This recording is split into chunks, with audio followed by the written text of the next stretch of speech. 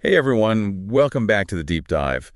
As residents of Deer Park, LaPorte, and Pasadena, we know you care about what happens in our community, and today we're diving into a story that's really making waves. Yeah, this one's got people talking for sure. For sure. So we're looking at this article from KPRC Click to Houston from June 25th, 2024.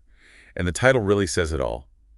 Pasadena councilman says he's outraged after low-income scholarships snatched by city attorney without explanation. So we've got two Pasadena high school seniors who are all set to get these scholarships, and then bam, gone. It's a mess, that's for sure. Worth taking a closer look at. Okay, so let's break this down. We've got Councilman Guerrero, and he used money from his budget to create these two $500 scholarships for students who are struggling financially. Right, trying to give a leg up. Exactly. Yeah. So he wanted to help these two young women, Lauren Centino and Anna Pineda. Both of them are about to head off to college, but they're facing some financial roadblocks. Lauren wants to be a lawyer. Big dreams. And Anna wants to go into engineering. Yeah, great goals, and, everything was set. The scholarships were approved, checks were cut. They even told the girls. Oh, man, I can't even imagine getting that news and then having it. And with college costs these days, that kind of support can make all the difference. Absolutely. So then, this is where it gets crazy. Just 20 minutes before the council meeting, where they were going to present the scholarships, City Attorney Jay Dale, he pulls the checks. No warning, nothing. Just no explanation at all. And you can just imagine what a blow that must have been for these students. Lauren was quoted in the article saying everything was already in motion and they stopped it. And Anna said, "It devastated me." Yeah, reading that, wow, it just really hits you how these decisions, maybe they seem like just bureaucratic stuff to some people, but they have real consequences for real people. Yeah, exactly. And so we get to City Attorney Dale's reasoning, and he's saying that you just can't use city money for private scholarships. So he's basically saying Councilman Guerrero didn't know the rules. But then Councilman Guerrero is pushing back. He's saying, look, this is bigger than just some rule. This is about inequality. So it's not just about two $500 scholarships. Right. It's about access to opportunities and what is the government's role in supporting people who need help?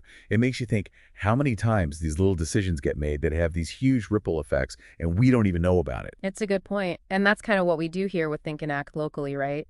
Trying to give folks in our area the information they need to make a difference. Yeah, for sure. We need to understand what's going on locally so we can hold our leaders accountable. Yeah. And, help our community thrive. And if you like what we do here, you can always support us at thinkandactlocally.com/donate. Everything helps. For sure. So getting back to Pasadena, when the reporter from KPRC reached out to City Attorney Dale to get some clarification, things got really tense. Oh, real? He got really aggressive, wouldn't give an explanation, was even yelling at the reporter. That's not good.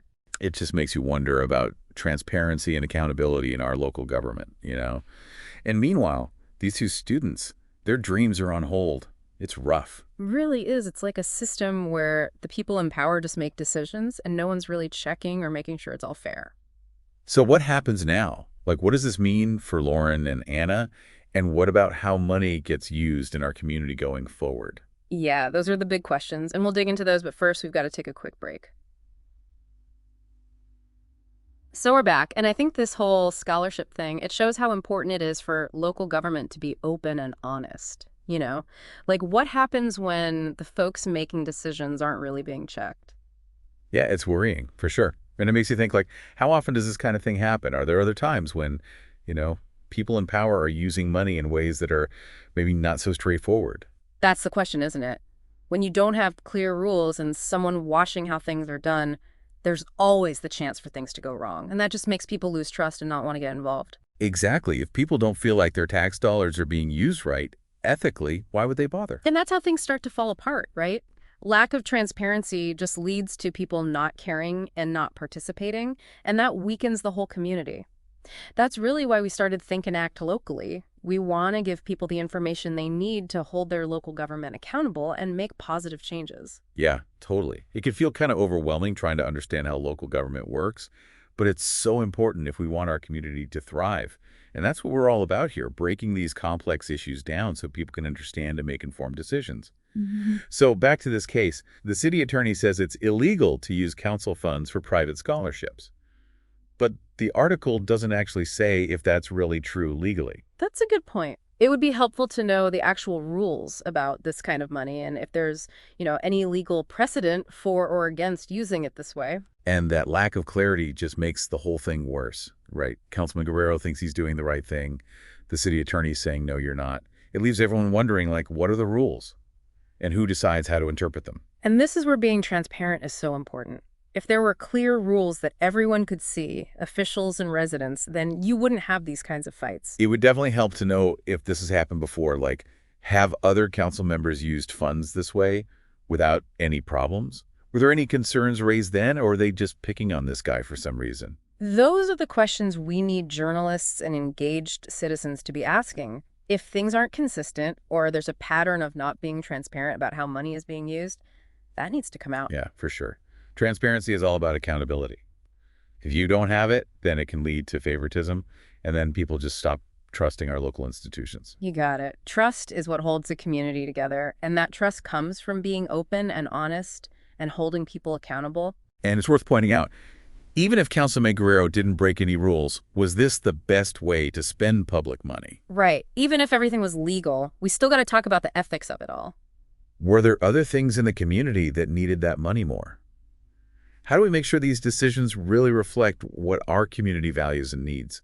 And those conversations have to be open and honest with everyone involved. Local government should represent the people it serves. Well said. And that's where you come in, folks. We can't just sit back and expect our elected officials to take care of everything.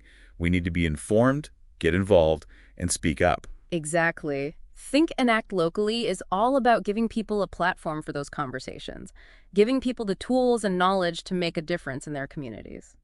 Speaking of making a difference, what about Lauren and Anna? Their college dreams are kind of up in the air now, right? It's a tough situation, but hopefully this doesn't stop them from going after their goals. Councilman Guerrero said he's going to fight for those scholarships, but even if that doesn't work out, there are other ways to get help. And this is where we as a community can step up. There are groups out there that help students who can't afford college. We'll be sure to include some of those in our show notes. It just shows that even when things are tough, there's always hope. And there are people who want to help. Now let's go back to the city attorney. He got really aggressive with that reporter. Yeah. Almost like he was trying to avoid answering the questions rather than actually address the concerns. That never looks good, especially for someone in a position of power. It just makes people more suspicious and wonder what they're hiding. It all goes back to that lack of transparency, right? Yeah. Instead of being open and willing to talk about it, he got defensive.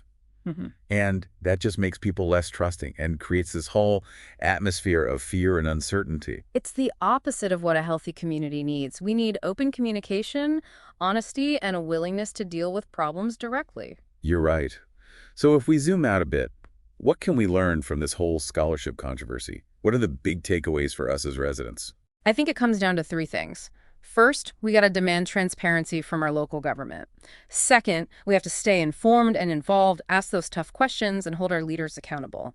And third, we have to support each other, especially those who are struggling. And those three things are really what Think and Act Locally is all about. We believe that when people are informed and involved, that's how you build a strong community. Absolutely.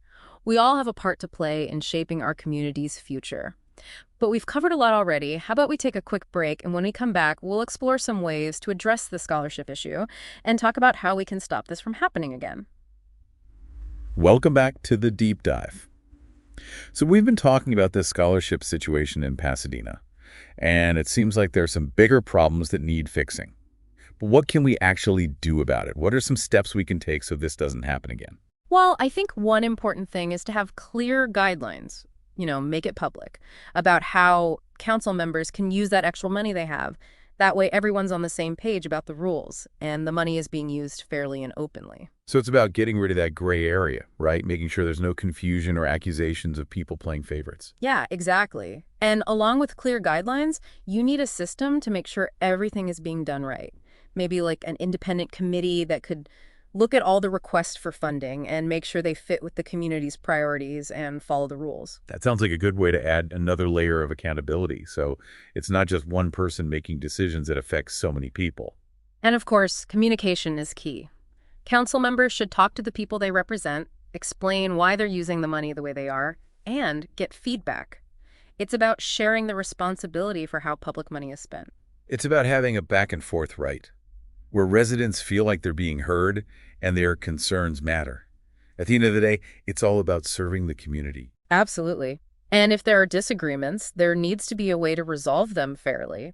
Maybe some kind of mediation process so they can work things out before it turns into a big public fight. That's a good idea. It's about finding solutions that work for everyone, not just a select few. And ultimately, it comes down to building a culture of transparency, accountability, and respect within our local government. You got it.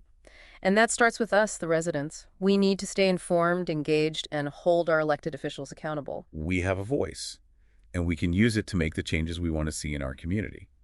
And for those of you listening, if you're passionate about making a difference, we encourage you to support organizations like Think and Act Locally that are working to inform and empower residents. Your support helps us keep doing these deep dives into local issues and giving you the tools you need to make a positive impact. We believe that informed residents are the foundation of a thriving community.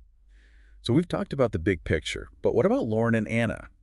Councilman Guerrero says he's going to fight for their scholarships, but there's no guarantee they'll get that money. It's a tough situation for sure, but their story shows that we need a better safety net for students who can't afford college.